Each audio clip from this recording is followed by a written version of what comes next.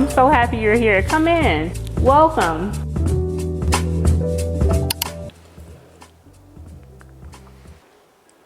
Hey friends, welcome back to the So in Love podcast. I am Jamaya, the Innkeeper, and all of God's children are welcome here. Y'all, it is time for us to enter into our sacred shift. This is where we get together, we slow down, we light the candles, we sip on some tea, or whatever you decide to sip on as you prepare to enter into Sabbath. Last week we talked about burnout, right? And I feel like we need to continue that conversation. So this is going to be a bit of a series because it's something that we have to be very diligent about as we move through our journey and in trusting the Lord to do what he promises us he will do, which is carry our burdens, right? So when I think about our journey, and I think about biblical stories that can tie into our journeys, right? Because I love taking the ancient text and pairing it with or contrasting it with our actual lives and the things we experience on the day-to-day. So we're going to be looking at 1 Kings today, which if you're familiar, I know this is a very common scripture, but this is the story of Elijah and him just having this amazing victory, this spiritual victory on, I believe it was Mount Carmel, right? And then how he moved from that victory right into this place of spiritual burnout, of feeling like his burden was too heavy.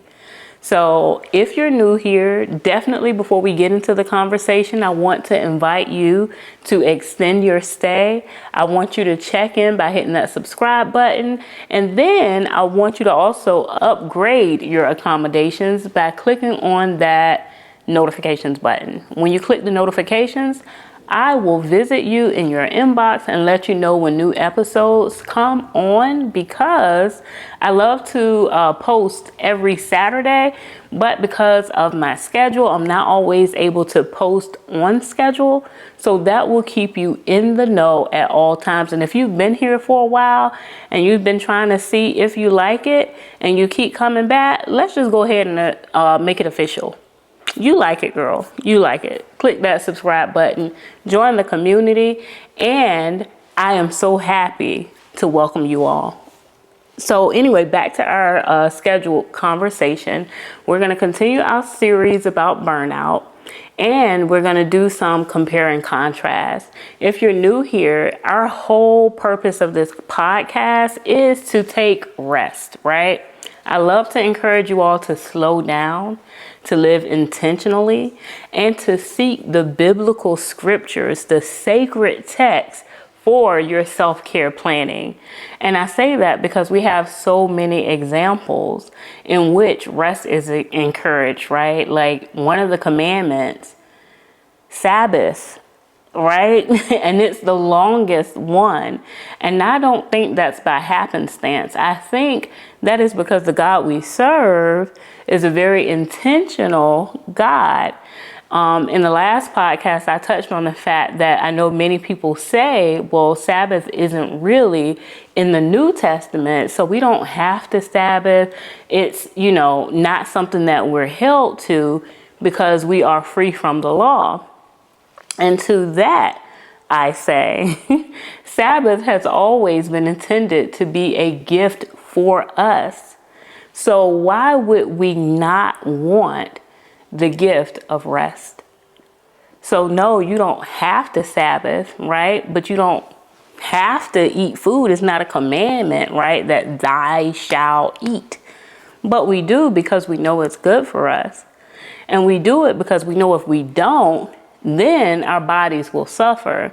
And so it's the same thing when it comes to Sabbath. If we don't become very intentional about our rest, about the gift of Sabbath, we're going to lack because of it, right? So why not take that gift and take it and be intentional about it? Why not plan for it?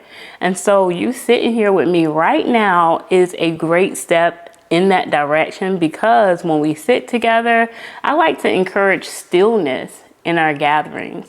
I like to encourage us just slowing down and being present together as we go through these reflections, as we go through the scriptures, as I give you these complementary gifts of resources that you can reference and incorporate in your day-to-day living. Okay? So, as I was saying, the story of Elijah, right? It's not a story, but the biblical account of Elijah. So for those who don't know, Elijah, he was a prophet, right? And in this journey, he had an assignment. And his assignment was to go and basically tell all of the other prophets of Baal that they were serving a false god, essentially. And he even told them, hey, to demonstrate this is what we're going to do. We're going to sacrifice a bull. You're going to sacrifice your bull. I'm going to sacrifice my bull. We're going to call out to our God, and we're going to see who answers, right? I think y'all tracking?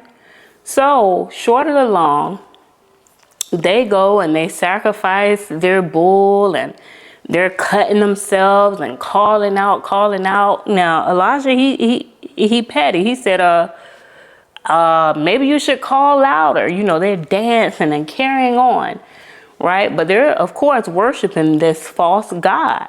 Elijah knows, like, he's representing the one true living God. So he's saying this with his chest, right? He letting them know, like, yo, I see what y'all doing and everything, but really y'all wasting y'all time. He was hitting them with a lot of sarcasm. Like, maybe you should call louder and he'll hear you, you know? Like, but he knew there would be no answer, because he knew he was there on a mission for Yahshua, the one true living God.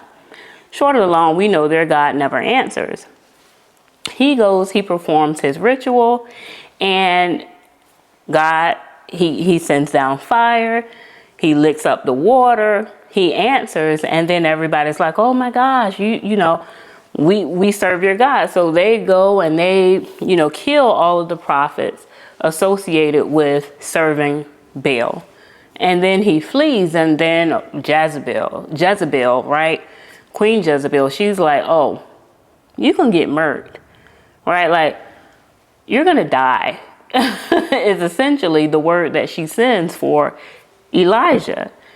Now, after this victory, Elijah did not go into a celebration. He didn't feel accomplished. He didn't sit and reflect like, man, I did that. My God is the big guy. He came through. He was stressed. He was done, to the point where he's like, Lord, please just take my life. Like, I'm tired. I don't want to do this anymore. Lord, they out here, they killing all your prophets. I'm the last one left, and guess what? They about to kill me too. Lord, I'd rather die by your hands than that. Lord, do what you do. Right? Like, he was done. In that moment, what happened? Did God come and say, Elijah, no, you tripping, get out there. I told you, go now. Not the God we serve.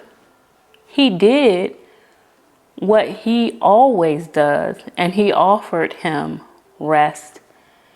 He sent an angel to feed him, to nourish him, and he allowed him to rest.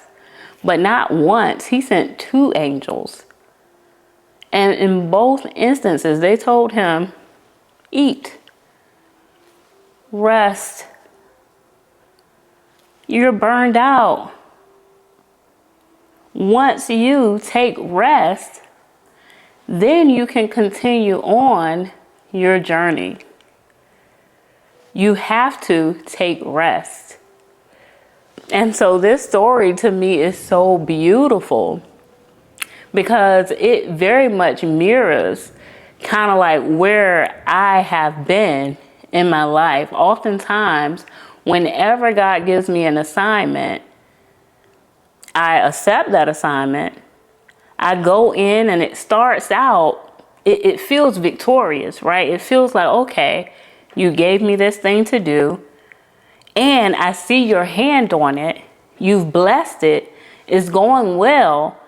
And then boom, it feels like you somehow hit a brick wall. It seems like all kinds of things start happening, things that you did not plan for. They happen. I don't know if y'all can hear, but there's a storm roaring in the background. And as we talk about Elijah, right, as we talk about the story in 1 Kings, I think about how Elijah was directed to go to the mountains and how he heard the strong wind. But the text says God wasn't in the strong wind. The thunder roaring, God wasn't in the thunder. He was in that gentle breeze.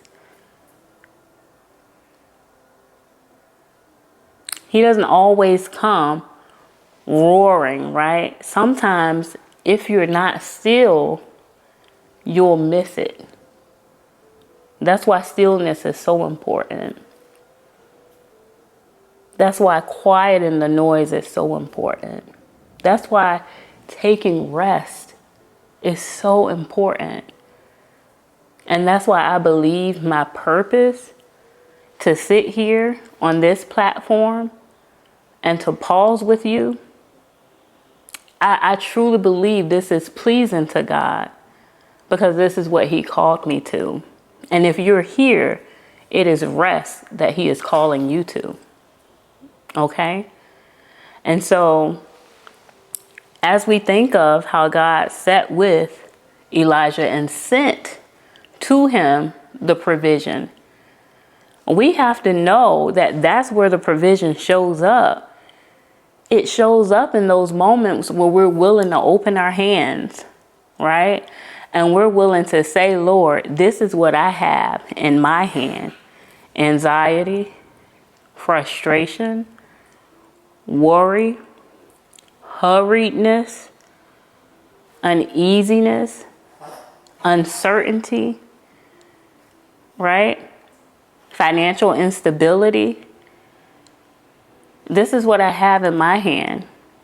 And Lord, I'm willing to open my hand so that you can take what I carry and replace it with your provision. In my stillness is where I will surrender.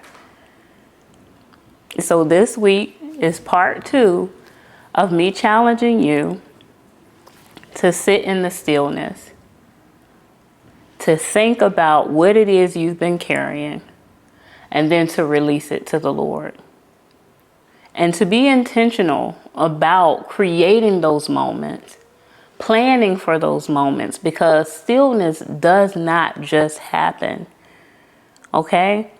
There's always going to be something bucking for your attention, trying to shake things up, trying to keep you from your purpose. Because when we think of Elijah, the whole intent of Jezebel was to keep him from his purpose. Because if you're thinking about what's going to happen, right? If you're worried about what's to come, that's taking you from a position of trust, right, and victory to a place of defeat. We don't operate from a place of defeat. And we don't work for our victory. We work from a place of victory. And that's the difference. So as we move into our thinking of taking rest, as we plan for Sabbath and become intentional about pausing, about reflecting, and about meditating on His word and His promises, this is what I want from you. I want you to think about one thing you're not going to do this week. And look at your schedule. Think about what it is you've got in your mind. You know, how we make those to-do lists as we're in the shower or laying down, so-called resting. We sit there and we think of all the stuff we have to do. But a lot of that stuff isn't even necessary. It's things we pile on. And now I feel like more than ever, we don't need more to do. We need less to do. We don't need more courses of action to take. We're in a season where it's time to pull back, to draw back from the work, to roll our sleeves up, only to say, no, not today, and to stand firm in it. So this is what I want you to do. In this moment, I want you to close your eyes. I want you to breathe. And I want you to exhale. And we're going to do a count. So you breathe and exhale, and I'll count it out for you. I'm not sure if you're able to hear the rumbling of the sky, but embrace it if you can. Are you ready? Close your eyes. Let's take a breath. 1, 2, 3, 4, 5, 6, 7, 8, 9, 10. How does that feel? Does that feel good? Does that feel like a little bit of a reset for you? Now, I have some prompts for you as well. So this is what I want you to reflect on. And then when you come back, we can have a discussion next week. So, number 1, where do I feel emotionally or spiritually dry right now? Okay, so that's one of your reflection points. Where do I feel emotionally or spiritually dry right now? What is one part of my routine I could release or slow down to make space for rejuvenation? Make space to actually reset mentally, physically, and emotionally. Thirdly, where have I been trying to produce instead of just being with God? I'll say that again. Where in my life have I been trying to produce instead of just being with God?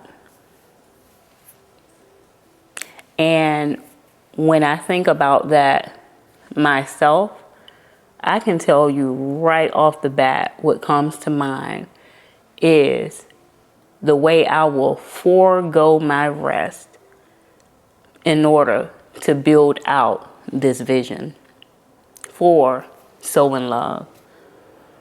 I have to be really intentional about pausing, because what happens is when you love the work you do, when you are a woman who is called to a tasking, it is so easy for you to get just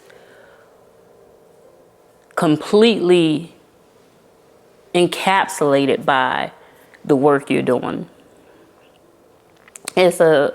When you're called, it's so easy for you to become completely ingrained in your work, for your work to become your identity.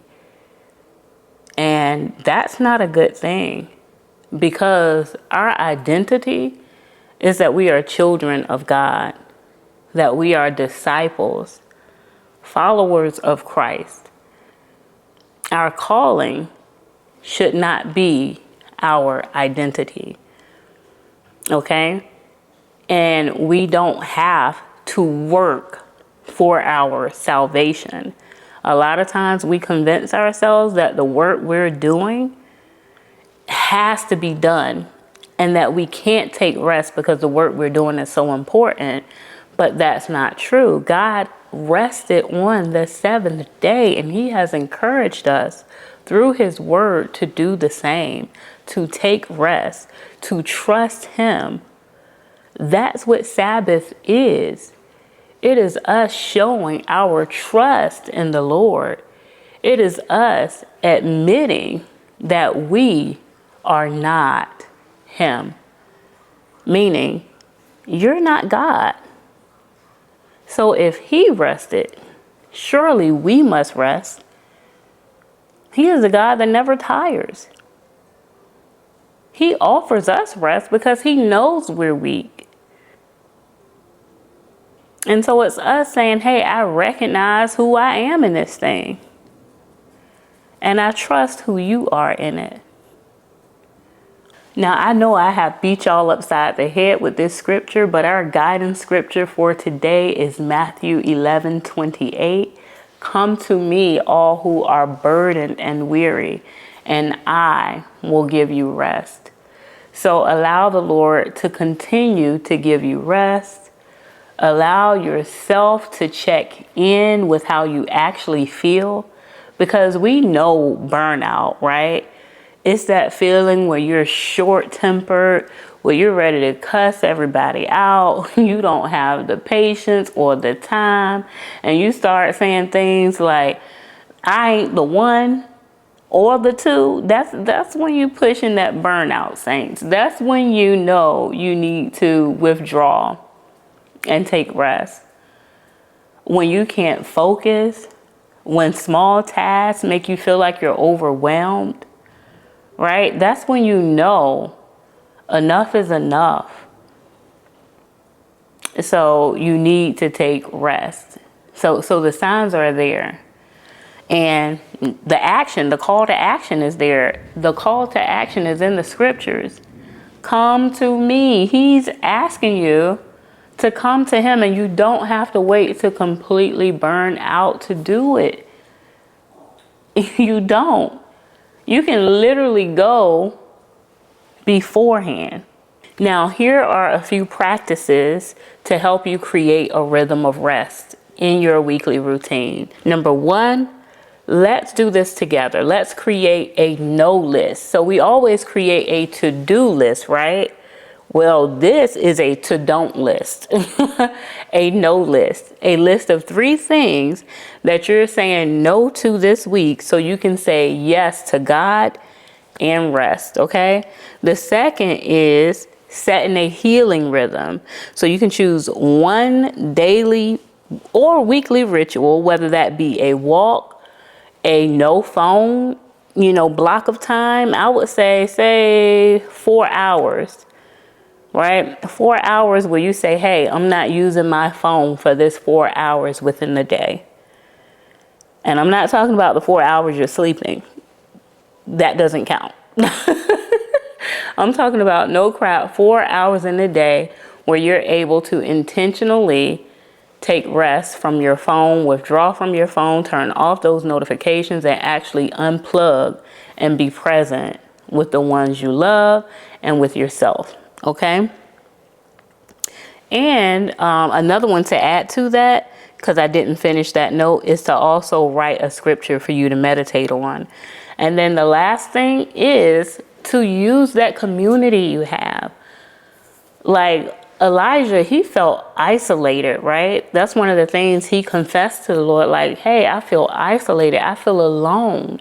Well, I'm telling you, in this season, you don't have to be alone. You can choose to lean on your community. You can choose to embrace your support system.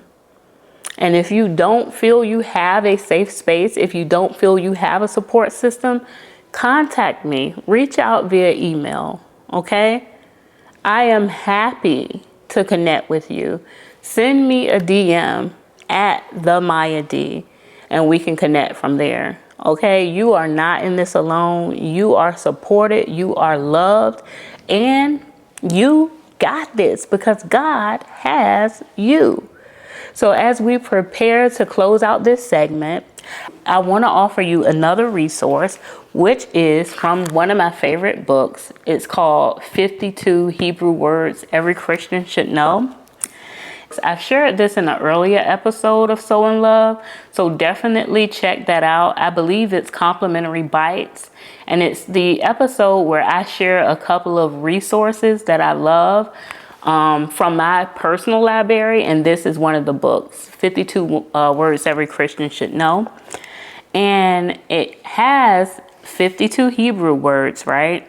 And with that with each word accompanies a devotional. And I want to read one of the devotionals with you all because since I tell you all, like, I love practicing ancient self-care, and I see that as self-care derived from the Holy Scriptures. And the Holy Scriptures talks to us about meditating on what is good, right? And so one of the words in this book is do. The Hebrew word is tal. So I want to read the devotional with you, and then I want to challenge you to look for the do. Looking for the do is a practice that I have adapted, and it's life-changing because it helps you see the good in everyday things, right? Like sometimes we're looking for the big stuff, but there are so many small gifts that have big impact throughout each day if you're intentional about seeking them out. So let's read this devotional. The Hebrew word, as I said, is tal, and the translation is do. Do you need God to bless you today? It may surprise you to learn that in the desert of the Holy Land, one of the things people rely on for life is something most of us really even think about. Do. You see, it doesn't rain much in the desert, but moisture in the air at night that comes from the Mediterranean means morning dew can be quite heavy in early summer. The Hebrew word we translate as dew is tal, which throughout Scripture is a word picture of God's blessing and mercy. Since desert people were dependent on dew to water their crops so they could survive, it's easy to see why this overnight condensation became a symbol of God's favor and blessing on a daily basis. What I love about this is that dew is less obvious than rain. Rabbi Ruth Gaius says to be aware of the dew is to become alert of all the hidden goodness of God that we so often take for granted. God's undeserved kindness may not always be as obvious to us every day, but like dew in the desert during summer, it's always constant. Do you need a reminder of God's goodness today? Do you need to be made aware of His blessings in your life? Pray for God to remind you today of His undeserved kindness. So, as I said before I read that, look for the dew in your day. Look for those signs of God's kindness, His love, and His provision, because it's always there, though we don't always see it. Well, that concludes our episode. I hope you all took something that you can use this week, and I look forward to seeing y'all back here next week with an update, okay? Reach out if you feel you don't have community, start here. I want to support you. DM me and let's talk about it.